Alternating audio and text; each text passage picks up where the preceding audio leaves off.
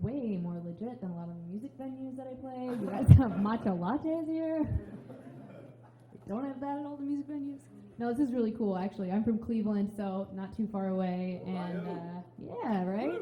I know it's kind of a controversial thing. I'm playing tonight in, in the city, and I'm kind of like, I was telling Jason, I always try to like tell a joke kind of about like the thing where I'm from Buckeye Nation. It never quite lands, so I'm not sure how to approach it. But no, it's awesome. It's so great to be here. I love the Midwest and stuff. So thank you guys for staying like on a Friday when the weather is psycho and hanging out. But I'm gonna play you guys my new single, which I put out just about a month ago. And this is kind of a song about taking your power back when somebody's like messed with you or whatever, manipulated you and stuff like that. So I'd kind of written a lot of like sad, bummed out songs about things like this, but I figured like it was kind of time to do something a little bit different from a little bit more of a, angle that takes back the power. So this is a very acoustic version. The actual track is kind of a lot more produced, but it's called Shoot This Arrow.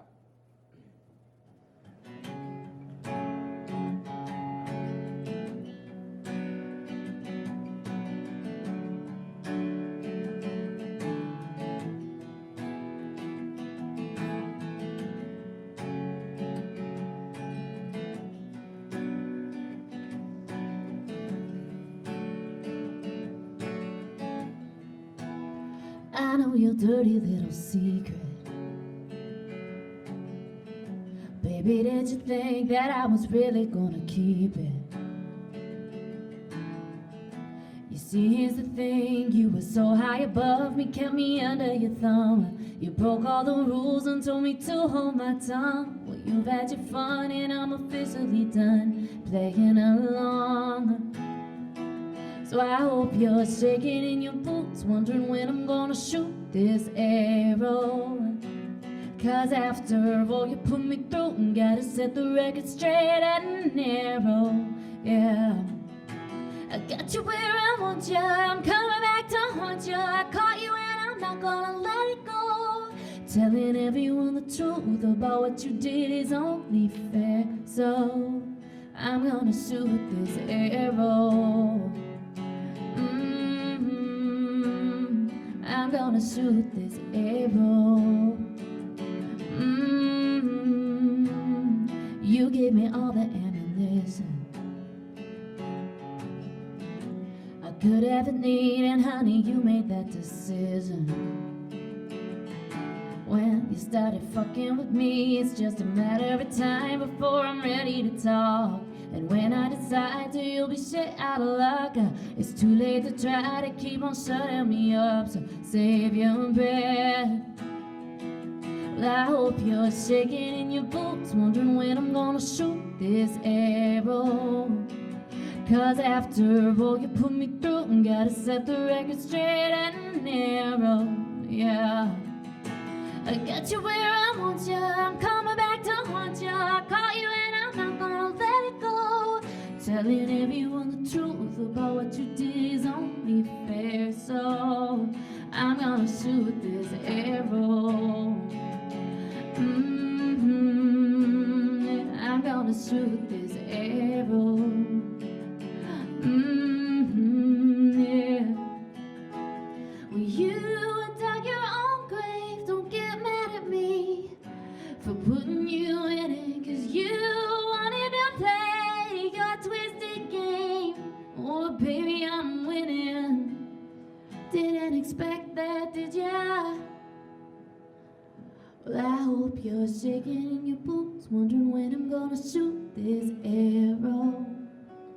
'Cause after all you put me through, and gotta set the record straight and narrow. Yeah, I got you where I want you, I'm coming back to haunt you. I caught you and I'm not gonna let it go. Telling everyone the truth about what you did is only fair. So I'm gonna shoot this arrow. I'm gonna shoot this arrow.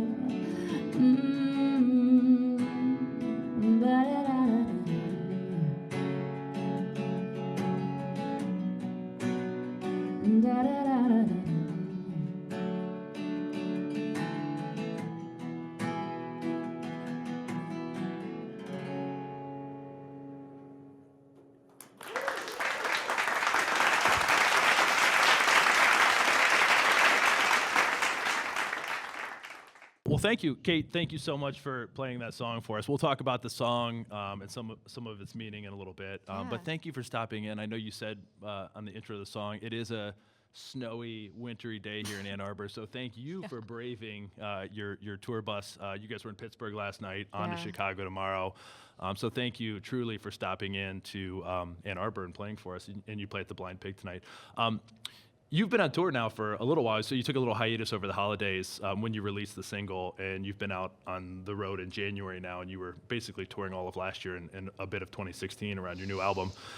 Let's start there. Since you're touring, you're here on the tour. Can you tell us a little bit about the tour, how it's going, kind of what the focus of the tour and kind of the inspiration has been around it? Yeah, absolutely. Cool. It's been great. It's been really fun to be on the road playing some new music and playing some of these cities that I've been to probably just about every major city in the U.S. on tour since I've been touring as a main part of, my job for a decade or so, which is crazy to say out loud, but it's been really fun. We had such a great couple of years because I had never really realized how far-reaching my music was. And so I was in Australia last month. I was in Europe in the spring and the UK and playing all over the US and now kind of looking to book something in Asia for next year. So it's been really exciting and really fun to bring the songs to the fans. And kind of the vibe of this tour has been exactly sort of what you guys just saw. It's been super kind of just a intimate acoustic experience where I can feel like I'm just having some hang time with my fans, which is really important to me. I'm a Midwest girl. I'm from Ohio. It's kind of in my personality, and I wanted to take that and bring that to this tour more than I have with other tours, and so it's been really cool. That's awesome. And you're playing with Tyler Hilton, too. So for those of you guys that know, Tyler was also a One Tree Hill alum. Yeah. And so you guys obviously have a really strong dynamic. You have a good history. How do you guys work so well together? You've done the Australian tour and the European tour with them. You guys have a pretty cool kind of stage presence together, and you play a lot on stage together. Tell us about kind of why you and Tyler vibe so well together. Yeah, for sure. We started with a UK tour in 2015. And it's cool because both of us played our music on this show, One Tree Hill, but we never worked together on the same season or, the same episode, let alone. And so we thought this might be kind of fun for fans who know both of us from the show but never saw us interact on the show.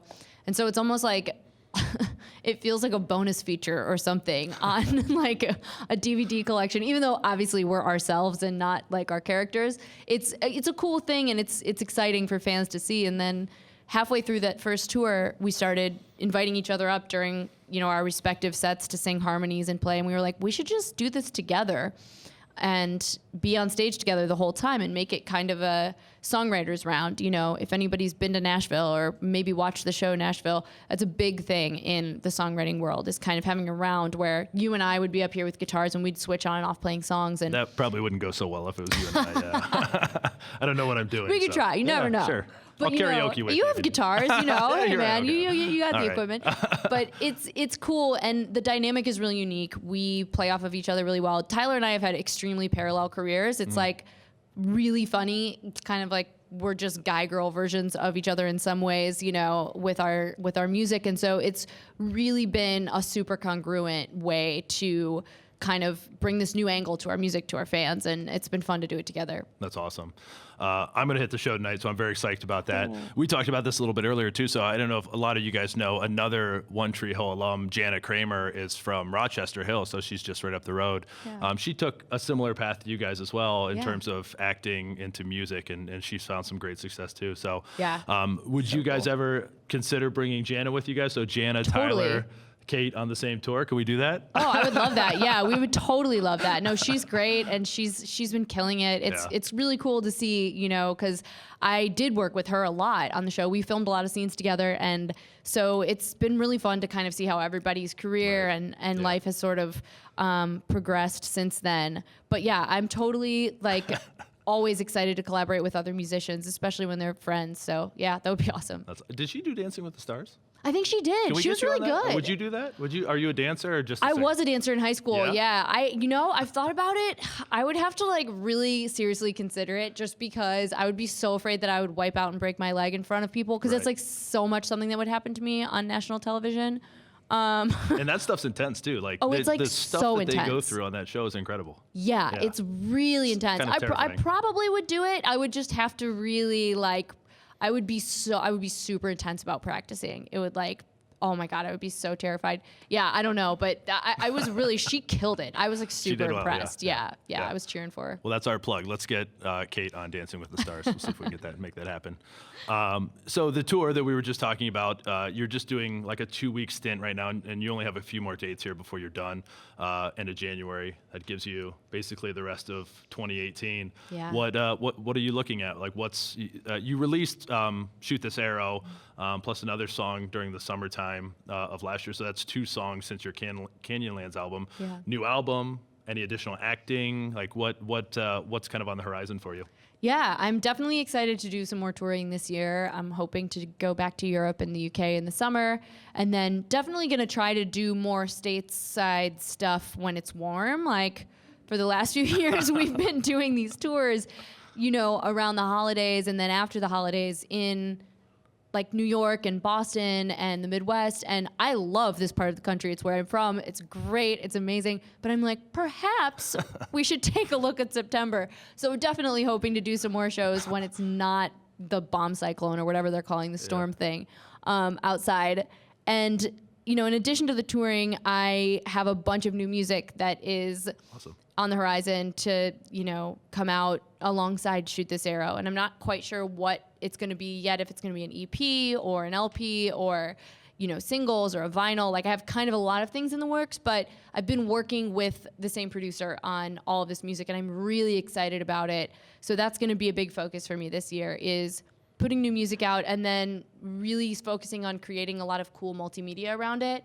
I'm really leaning in more to the artistic side of what I do creatively. I was an art school kid before I signed a record deal and ended up, dropping out to go on the road, and started working on the TV show about a year later and stuff. So I really want to bring that back in and kind of take an unconventional approach to my next project. And I'm really excited about that, because it seems like there's so many interesting ways that you can share music with your fans now. Sure. People experience it so differently than they did when I first got signed. So I'm really excited to explore what that looks like. Yeah. You mentioned a minute ago too, potentially putting something out on vinyl. None of your music's on vinyl right now. Not yet. Is there a reason for that? Is there a different process of putting something and pressing it out on vinyl? Oh, Is it a yeah. longer, more difficult process? It takes forever. Yeah. Yeah, it's really intense. And I really wanted to do it with my last record, this record called Canyonlands that I put out in 2016, because it's really was kind of my tribute to a lot of the influences that I grew up on, like 70s stuff. And so it really felt like the right record to do, vinyl, but it was like an 8-month lead time or something, because what's happening is it's becoming so popular, and every band, every artist wants to do it. And these vinyl pressing places are like not equipped to handle all of this stuff. And it's like an old school technology. It takes forever, so I never got around to it. But of course now I'm like, well, if I had done it, then I would have it by now. So, I'm thinking that I'll definitely try it with at least one album, or at least this new project for sure. Cool. That's awesome. Yeah. You talked about some of your inspiration just a minute ago. Yeah. I think you mentioned like 70s, Southern California kind of folk rock. Can you talk a little bit about, this is kind of a combination question. So one, going all the way back to like how you kind of developed your passion and desire to be a musician, and Yeah. then what some of those inspirations look like around kind of that development of who you became as a musician eventually. Yeah, absolutely. I was probably the most inspired to start writing songs and making music by my dad, because he is an awesome guitar player, a great songwriter, and I grew up watching him play coffee houses around Ohio and stuff, and always thought it was so cool.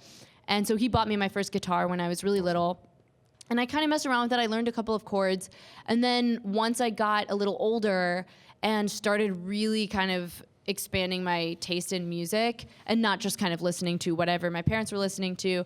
It's like I had this foundation of my parents' music that was like Carole King, James Taylor, Clapton, and the Beatles, Michael Jackson. And then I also had, I was a a kid in the 90s. So it was like NSYNC, Britney Spears, Christina, like all this super poppy 90s stuff. And then there was like Nirvana thrown in there or whatever. You know, my mom probably didn't want me to have that cassette tape, but I did. And I was like, this is dope. And so it was like this mashup of all of this stuff.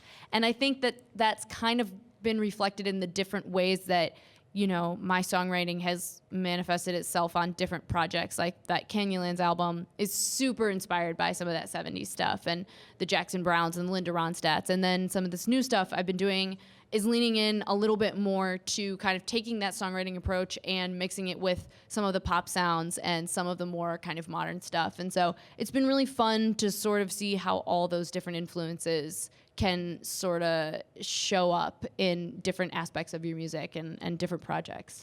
And you've done a couple albums over the past 10 years.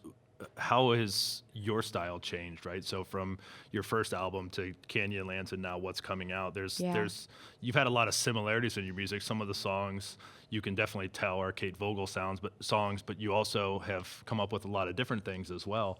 Like Shoot This Arrow, for example, has a totally different sound from a lot of the other stuff you've done.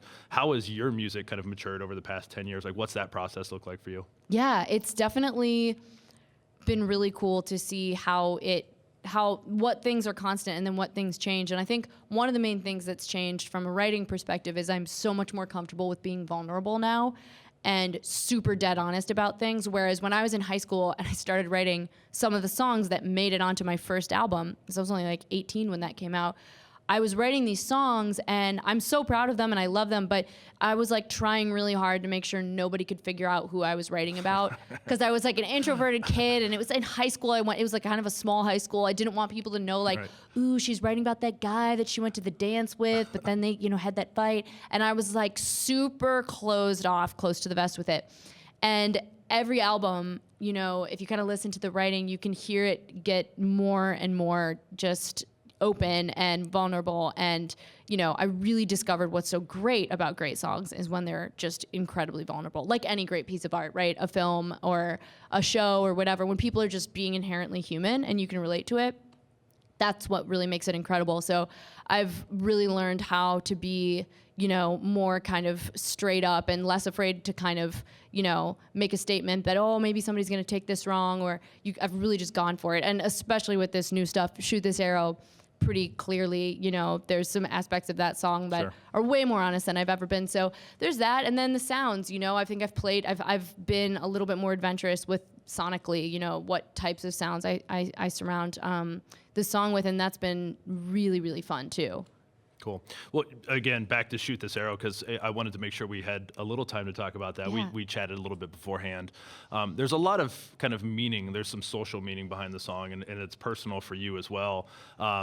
Feel free to talk about it how deeply you want, but just wanted to kind of ask if you wanted to share a little bit about where that song came from, of what the inspiration was behind it, what some of the meaning is behind some of the lyrics, and kind of dig into that a little bit more. Yeah, absolutely. It's a song that I had wanted to write for a long time, and finally kind of found the right co-writer, producer, and we'd been writing a lot of stuff together for the past year, and we were working together. I think it was like Halloween or something. And I was like, let's do something with like a dark vibe. And I had this voice note on my phone called Shoot This Arrow, and it was kind of the chorus of that song.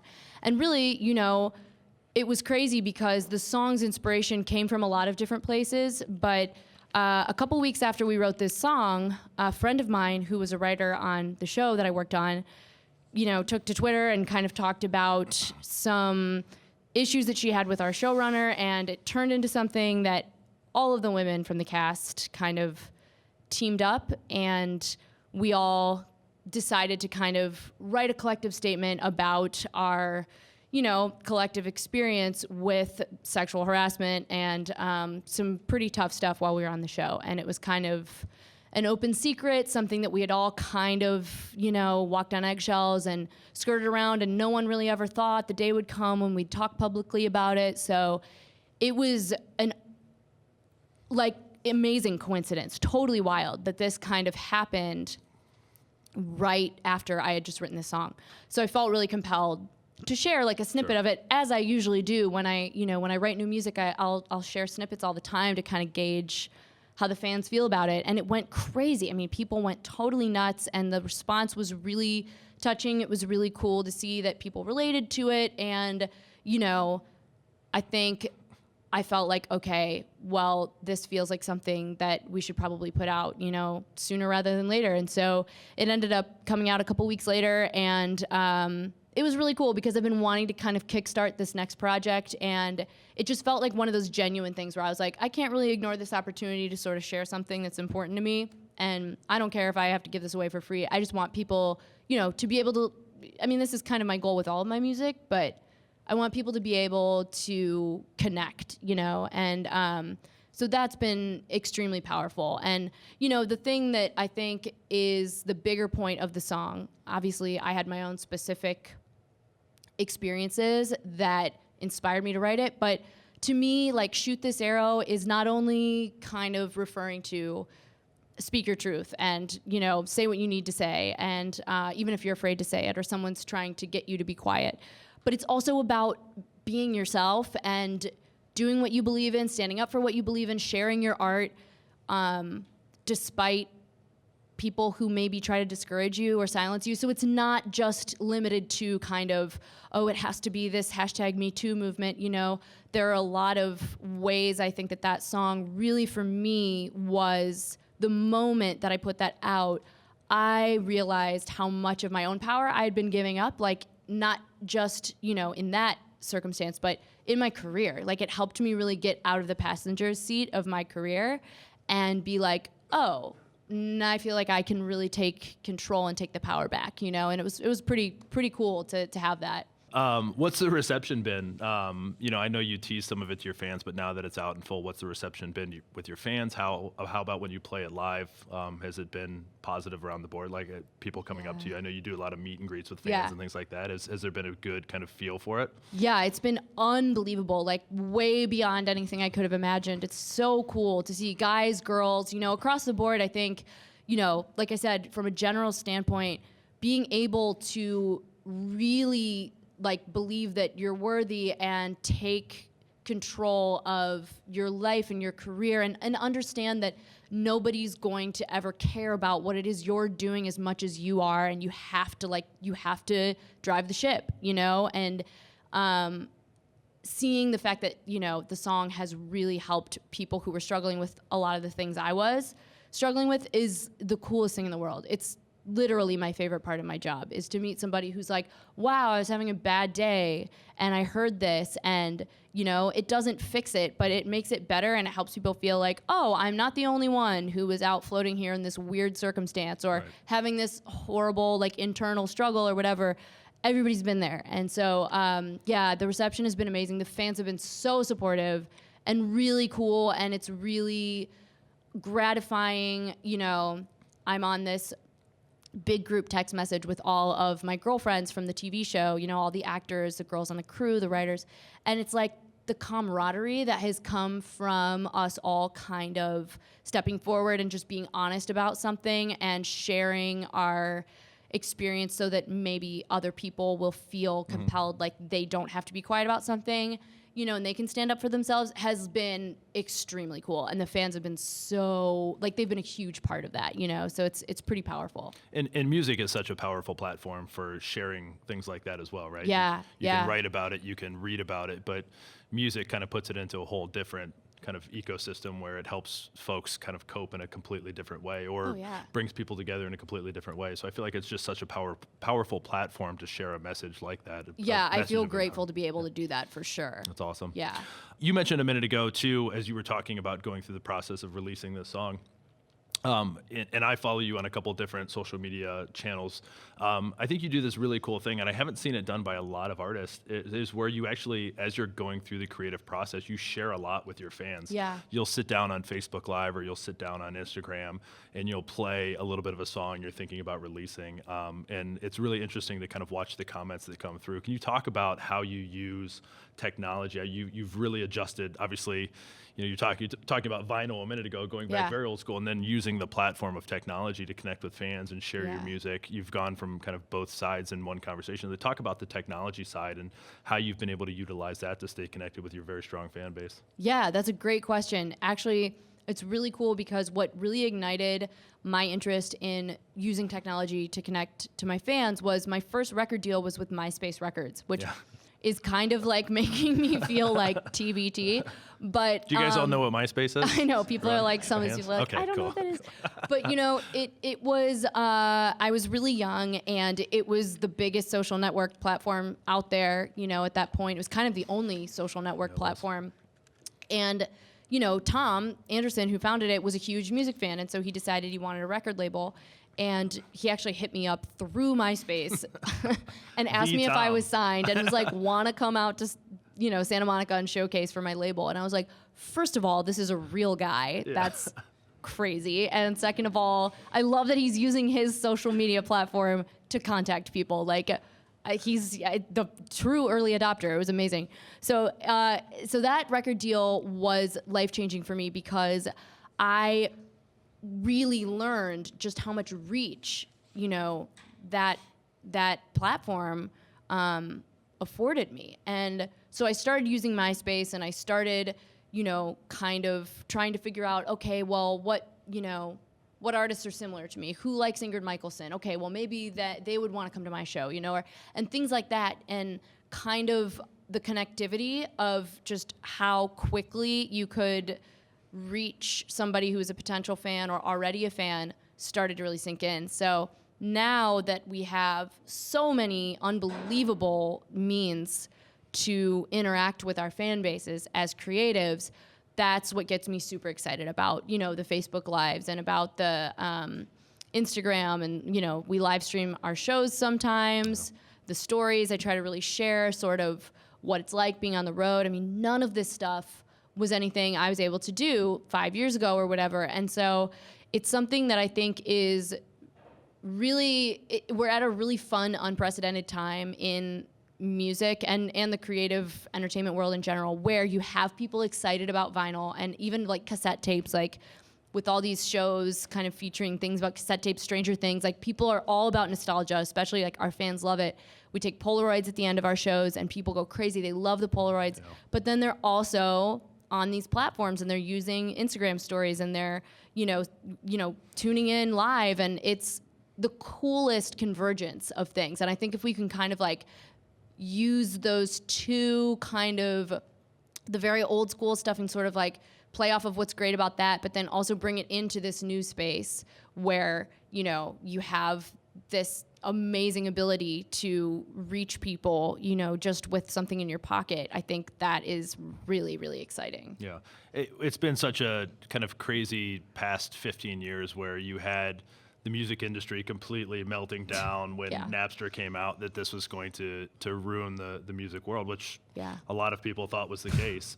And technology kind of got bunched into that because obviously this was a technology. And it became, all right, technology is going to ruin the music industry. It's going to take money away from the musicians and artists and all of the process that goes along with that. And so there was a lot of people on one side of the fence saying this is the worst thing ever, but there was a lot of people on the other side of the fence saying, hey, how can we embrace this? How can we actually run with it and use it as a connector with our fans and to change the way we do music? And of course, that's cycled back. Like you said, now vinyl's huge. Now there's all this nostalgia around like old kind of formats. So we've kind of gone through the roughest patch. I know there's still challenges with technology, but it's always awesome to see a musician and artist who really kind of grasps technology and is able to kind of make it their own. So that's awesome. Thanks. Can you talk a little bit about outside then of music? So you're a very creative person. You're very artistic, as we were discussing earlier. Can you talk a little bit about some of the things that you like to do outside of when you're home from touring, when you get off the tour in a couple weeks, what you're working on? What are some of the other creative outlets that you like to focus on? Yeah, absolutely. I actually just kind of I sort of soft launched this lifestyle company called We the Dreamers that I've been working on for a long time. And it's named after a song from a few records ago. And I kind of noticed people were coming to shows with shirts and phone cases where they had written We the Dreamers. And I thought, oh, wow, that's cool. I should use that for something. And so it's been really fun because for me, as like an art kid and someone who loves making stuff, I love great design. I'm like so interested in anything that has to do with, like, I'm going crazy looking at the Google offices. It's so awesome in here. I'm like, oh my God, that light fixture is amazing. Like all of this stuff that drives my husband nuts that I care about. But, it's We the Dreamers has become this really cool kind of space for me to, on one hand, share content, that I'm interested in, my outfits, my clothes, what I wear on stage or off stage, and my travel photos, because I love to travel. I travel a lot for work, and so I do tour diaries, but I also love to travel. My husband and I, we'll pick up and go to Barcelona and buy a ticket and go the next week. We do a lot of stuff like that. So it's kind of a fun space for people to get to know me, but also for me to share cool photography and just things that I'm into at the moment, whether it's with decor or whatever. And then also it's got an e-commerce side where I started designing these printed leggings, kind of a yoga pants type thing, based on prints that I made, patterns that I made out of my watercolor painting. So I've always been a painter. I've always had a painting set up on the road. When I'm in a tour bus, I take the back lounge of the bus, and there's canvas everywhere and paint everywhere. And that's kind of my creative outlet. When I'm stuck with writer's block or whatever, painting and designing really helps me kind of have a new creative perspective. And so I wanted to take that and create something that, could be more of a lifestyle thing, and instead of just paintings themselves. So it's been really fun and really exciting to start developing that. And it is something that I'm really excited to, fold into what I'm doing with this new music this year, because I've always designed my album covers, my, t-shirts, and I've done a bunch of brush letter lyric print type things. And so it's a big part of who I am as a musician, but it's also just a huge part of who I am as a person. So I'm excited to kind of, have that outlet, and I think just give my fans an opportunity to interact with sort of my creative vision in a way that's outside of just, buying a CD or coming to a show. Sure. And you mentioned you get a lot of your creative vision from travel too. What's in all of the touring that you've done and the opportunity to travel that you've had with your career, what's your favorite spot? I hate when people ask me this question, so I just totally bit the bullet on this one, but because it's hard to pick just one, I know, right? So it's there's 15 things and it turns into a conversation. But do you have a favorite memory from being on the road or touring or anything like that where you're this is just literally the coolest place I've ever been? I don't know if we'll ever be able to top this. What's that? There have been so many. I think, for me, playing my first show in Paris and having it sell out, and that was my first time ever going to Paris, was totally surreal. Yeah. It was so wild, because I've always wanted to go there, and I had no idea that there were so many fans there and that it would sell out when I'd never been. And so that was pretty epic, and it's pretty cool that we've continued to go back and play shows there year after year. And Sydney this past December was incredible. I mean, all of Australia was incredible, but that city was wild. I've always wanted to go there, and our show sold out so quickly. We had to add another one right away. And so I think when I'm somewhere kind of that is a destination that I've always wanted to go to anyways, and then I realize that, wow, there's people who know my music here, and not only do they know my music, but they want to come to a show, and I've never been here before. That is a crazy feeling. So it's always the first time going somewhere, kind of that feels far-flung for a kid from Ohio. The first time going there to sell out a show is the craziest experience ever. So I'm so grateful for that, and so grateful for, the fans, and that they are patient with us, because sometimes it takes forever for us to get over to Australia. And so yeah, it's pretty cool. The travel aspect of it is definitely my favorite part of the job. That's awesome. And you mentioned potentially doing an Asia tour. So if you want to talk about far-flung from Cleveland, Ohio, that's a very different place in the world. So I'm so excited. Cool. Yeah, I really hope we can make it happen. It's that's definitely awesome. This would be the time of year to kind of be doing the kind of South Asia, the Australia thing, and then we'll come here in the fall. And I'm we just need to do some better planning. Australia was amazing in December. It was 80 degrees. We went to the beach. It's perfect. Yeah, it was pretty cool. So that's awesome. Yeah. I wanted to open up really quick just to see, as we get a little closer to the end, any questions that you guys wanted to ask from the audience. Ask Kate. Yeah, sure. Yeah, so you and I were both from Bay Village, Ohio. No way. Ooh, a fellow Bay Village Ohioan. Stop. That's crazy. We both went to Bay Public School. When did you graduate? 2012. Oh my goodness. Okay, that's so crazy. So you might have gone to school with my sister, or no, wait, my cousin. Maybe my cousin Paige Altieri. Yeah, I know her. Yeah, okay. I know, I'm thinking my sister, it's like, no, my sister's too old. No, okay. Do we need to get Paige's permission to use her name on this video? She'll probably be super excited about Hi, it. Paige. How are you? That's Hope so you're doing cool, well. man. What's your name? My name's Abe. Okay, Abe. Abe. But my question is, how did growing up in Bay Village affect your songwriting? Yeah. Let me repeat the question real quick because we don't have a mic out there. So the question from Abe was, how did growing up in Bay Village, which I told you earlier, I grew up not too far from there. My mom's from Lorain, Ohio, so very close down the road. So how did growing up in a community like Bay Village, it's a smaller community outside of Cleveland, how did that affect kind of your career, your songwriting and inspiration? Yeah, that's a great question. It's an awesome little town. It's like, very just quiet and suburban. It's on the lake. It was beautiful, like such a beautiful place to grow up. It's really like got an amazing sense of community too, which I think was probably a big influence for me, starting out, especially in high school and stuff when everything is sort of weird and everyone's trying to figure out who they are and, everyone's really self-conscious and stuff. So writing songs for me was totally an outlet to sort of just figure out all of those things. And I think growing up in a community like Bay helped me to feel a little bit more at ease about like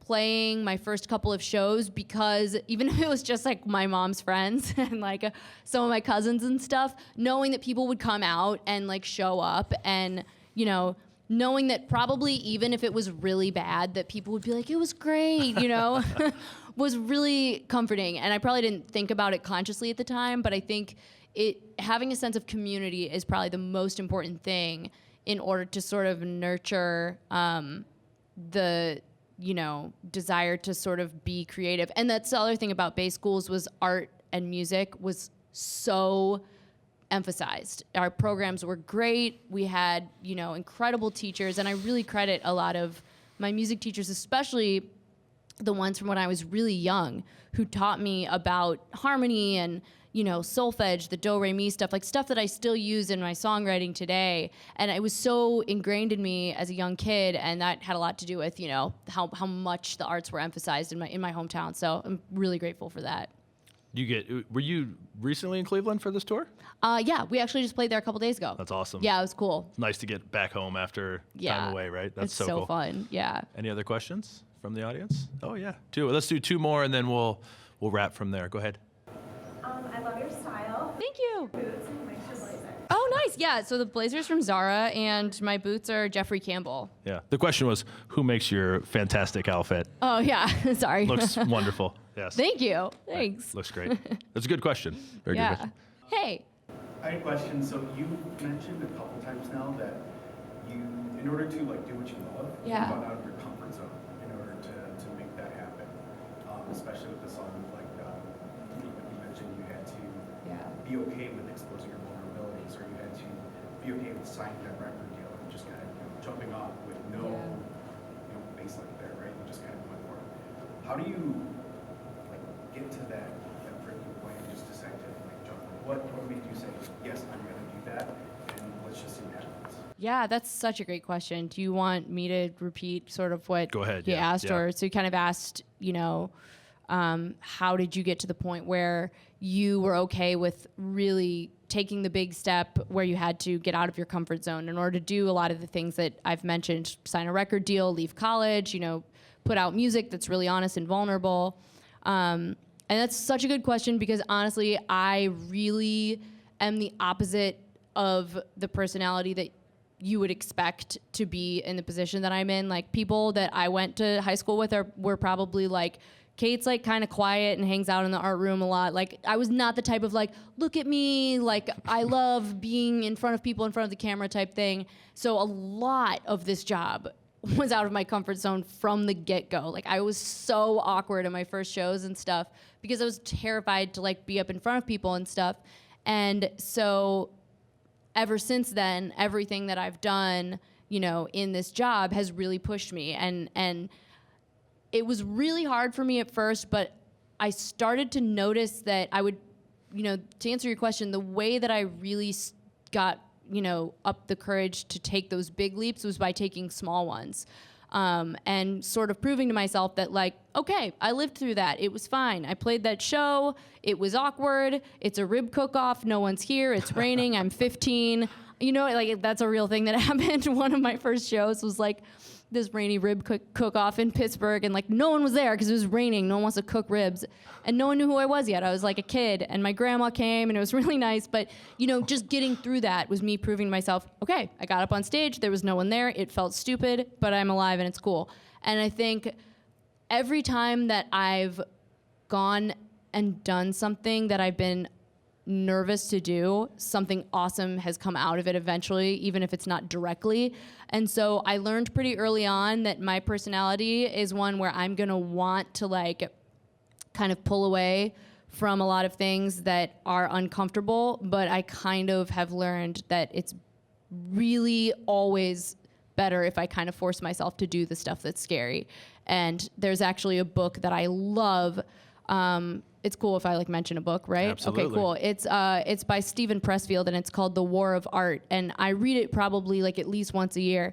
But if you're ever like in a spot where you're creative and you feel this resistance toward kind of making your art or putting it out there or whatever, it's such a good book, and it's really just kind of all talking about that same principle. Is just kind of like, you know, making art for its own sake, and kind of being able to get to the place where you can feel like the importance of sharing what it is you're making is bigger than the importance of, you know, exuding whatever it is you want people to think about you. You know, like I had to get to a point where I was like, okay, you know, and the same thing holds true with kind of some of this stuff about just being honest, even if it's not, you know, the most comfortable thing to talk about, like the stuff that's happened with, you know, my friends and I on the show, and kind of coming out and being honest about all this stuff that we went through.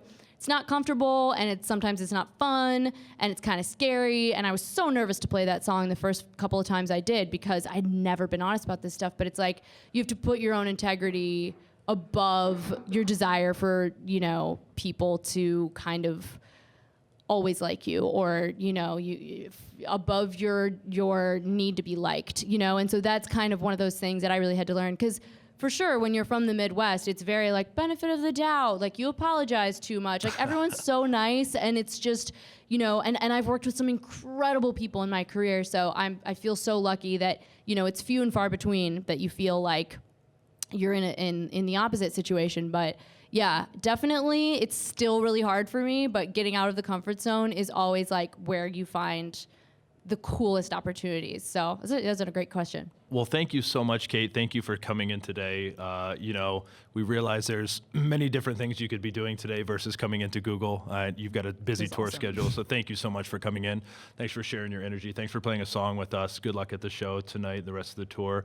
You're always welcome back at Google anytime, so thank you so much. Appreciate it. Oh, thank you guys for having me.